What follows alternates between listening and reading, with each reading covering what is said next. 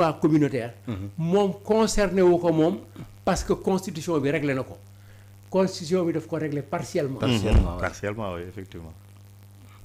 Le président fait sa déclaration après prestation de serment rendu public par le conseil constitutionnel.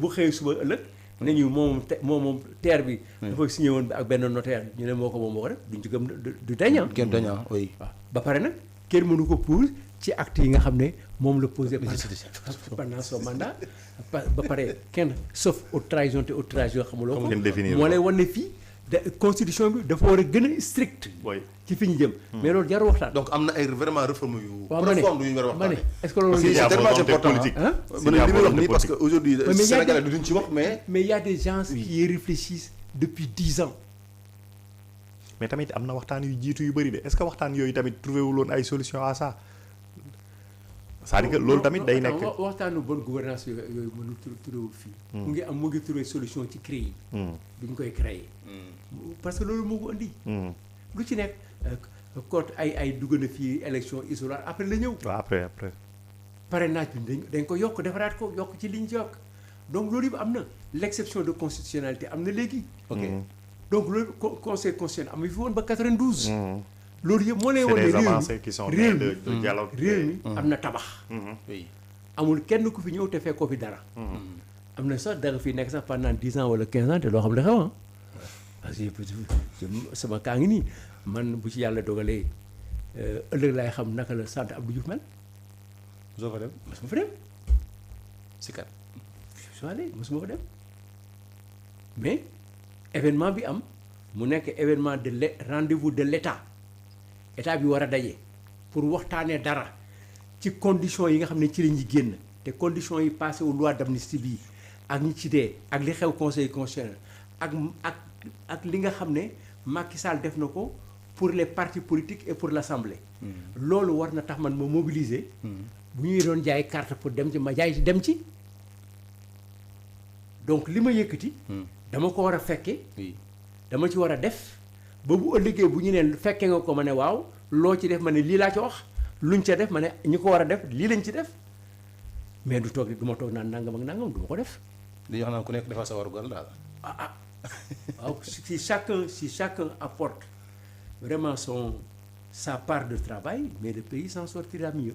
d'accord bon pour ñu seetaan aussi Mansour Faye li ñu koy toppee. waaw Mansour. oui mën naa ñi ñu koy toppee dafa bëri xaama lim fee doyen parce que je rappelle que ñu ngi def résolution de mise en accusation bi le 5 mai 2025 yi ñu koy toppee mooy association de malfaiteurs concussion corruption prise illégale d'intérêts faux et usage de faux en écriture privée de commerce ou de banque de détournement de deniers publics de blanchissement de capitaux et de complicité de ses chefs donc loolu mooy yi ñu ko toppee donc lu bëri la bon on rappelle aussi que par rapport au rapport de la Cour des comptes sur le Covid bon c'est le DAGE mu le Cour des comptes demandé woon nañu ko poursuivre sur une facturation de 2,7 milliards alors charge yi quand même diis na quand même. diis na bëri na. bëri na waay. charge yu mel ni nag bu ñu ko ci ñëwee ci pénc il faut nga am laayookat bu wóor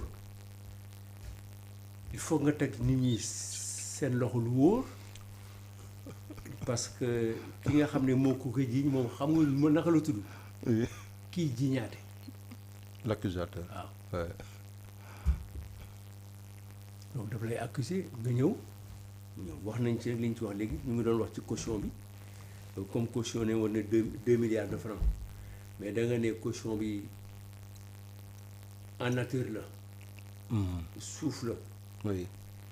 ragal naa sax boo ko yóbboon ci notaire bi du ko nangu xamul tax. gars yi préparé nañ notaire yi bu yàgg de wax leen ne transaction foncière yi am pendant le régime bu temps da ngeen ko fàtte loolu. da ngeen ko fàtte waaye su ma gars yi da ngeen di fàtte yéen vous êtes les acteurs du présent. dañuy xëy ne nañu arrêté lépp. transaction yëpp lépp na taxaw bâtiment yi taxaw na lépp taxaw léegi ñoom yan disposition la ñuy jël si transaction yi nga xam ne nguur gi def nañ ko ci ay alal yoo xam ne yi bi ñuy dugg amuñu ko. notaire yi aussi dañuy topp loi donc loolu il faut ñu jàpp ko maintenant li ñu ko teg bari na mettre nañ ko sous mandat dépôt et comment il s'appelle Mansour il faut reconnaître que li dajale ci moom dafa bari. Ouais. Bon aussi si Covid bi il gère 69 milliards. waaw mais loolu ëpp ci li ci ëpp. li ci ëpp. oui mooy li dal Karim. li ñu ko doon jiiñ. aspect boobu mën na nekk doomu Ablaye Wade la moom frère goro Macky Sall la ñàkk ko xool loolu. oui du sotti. parce que maa ngi doon laaj sax maa ngi doon bëgg a dugal loolu sax aujourd'hui def ñi jege Macky Sall bon ñu ko gënoon a jege peut-être Farba ak. ma ne ak aussi beneen gorom Tahirou aussi gorom Macky Sall la tam. waxtaan nañ ko fii waxtaan nañ ko fii. oui. Qu'est-ce qui se passe? Senghor est parti.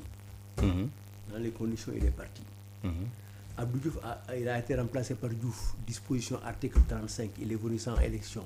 Il est parti à cause d'une élection. Abdoulaye est venu par l'élection. Élection moo ko fi jëlee. def na tentative bi troisième mandat conseil constitutionnel nangul na ko. mais bi mu génnee gis nga li ko topp. principalement son fils a été on a voulu exécuter son fils on l'a déporté def nañ ko lu nekk lu metti mu ngi fi ba tey et Abdoulaye Wade est dans une situation boo xam ne bii amul lu ko neex ensuite waroon na jariñ Sénégal waroon na jaay Afrique Macky Sall lu mu bari xam-xam ak lu mu mënti liggéey yemul Abdoulaye Wade fii yemul Diouf fii mais ñoom ñaar ñëpp li ñu mën moom mënu ko mais Macky Sall mënoon na ko tant que li amul mais est-ce que dans un an bu continuer dina ko mën est-ce que dans un an bu lii continuer nii te dakkul jàpp tëj bu continuer nii te dakkul est-ce que dina mën a dem am jot ak xalaatu diriger leneen. bon d'autant plus que aussi lu matal leeral ñi ngi wax ne son fils a été convoqué jusqu'à maintenant gisuma les avocats de Amadou Sall wax ne dañ ko convoqué gisuma un communiqué du parquet financier pour wax ne dañ ko convoqué donc aujourd'hui ñi ngi wax ne doomu Macky Sall tam convoqué nañ ko mais aucune information bu kii buñ ci am bon mais nag on a vu quand même des journaux yu crédibles wax ne il a été convoqué tam voilà. quel que soit X. gars yi li ñu waxoon bi ñuy ñëw. oui li ñu waxoon bi ñu laata ëgsi ñu ngi ci loolu man loolu laay gis ba léegi nii dinañu poursuivre les gens du régime jusqu'à l'extrême limite. waaye diggoon nañ ko askan wi en tout cas. ma ne ku ko xam na ko jàpp. tey rek Sonko waxaat na ko. tey rek Sonko waxaat na ko. ñu naan reddition des comptes demande sociale. mais nekkuñu si ñoom nekkuñu si kii nee nañ ko. nee na nekk ci règlement de compte. reddition des comptes loolu nekk mais reddition des comptes nag bu fekkee ne am na dafa am procédure dafa am yoon. mais ki am doole am force de la loi am police am gendarmerie mën a jël nit en flagrant délit jëlloo ko en flagrant délit yóbbu ko institution téye ko mais kooku bu fekkee ne daf la bëgg la jàpp bëgg jàpp képp ku taxoon ci yow. mais écoute d'accord il y a de quoi transformer le lycée Kennedy en prison. d'accord dinaa ñëwaat ci yow sax si l'aspect politique mais aujourd'hui le fait que ñi gën a jege Macky Sall ñëpp quand même seen dossier moom on a vu que lu gaaw la bi ñu demee tam ñoom ñëpp ñi ko jege en tout cas j'ai parlé tout à l'heure de Tahirou Sarr. Goro mandat de dépôt Farba son griot mandat de dépôt Mansour Faye son beau-frère mandat de dépôt alors c'est comme si dañuy vivre li nga xam ne moo xewoon 2012 après la perte du pouvoir du président Abdoulaye Wade c'est comme si même si bu ñu def réduction des comptes dañuy privilégier ñi gën a jege nguur gi maintenant question bi mooy est-ce que c'est pour faire xëy na mal wala pour atteindre Macky Sall comme ni ko ay avocats ak ay militants di waxee wala xëy na ñoom aussi bu ñu nekkee si nguur seeni jegeñaale seeni famille dañ leen impliqué dans la gestion du pouvoir ba c'est normal que bu état bi commencé rek ñi ko gën a jege lay jëm directement. non il y a un peu des deux xam nga ne je sais pas Macky Sall am na ay mbokk yu gën a jege am na sœur am na ay frère am na ay cousin ak leneen am na peut-être yeneen goro tax ñoo xamante ne inquiété wuñu leen. mais c'est vrai que il n'est pas inquiété. waaw bien que moom bokkoon nañ mais bon moom sax taxul may wax maa ngi wax son autre frère et sa sœur ak peut-être les membres de sa famille. C'est vrai que il y a un risque à faire participer à sa gouvernance des membres de sa famille. Parce que justement soo leen ci dugalee li nit ñi di njëkk craindre mooy li ñu leen di tibbal. mën na nekk tibb bu am doole boo xamante ne lépp daf ciy nekk mais également ñoom. suñ fakastaloo wala suñ jumee est-ce que yar bi dina leen dal. muy deuxième chose mais troisième chose kuy ñëw war a xeex ak yow olof lépp na ko wax.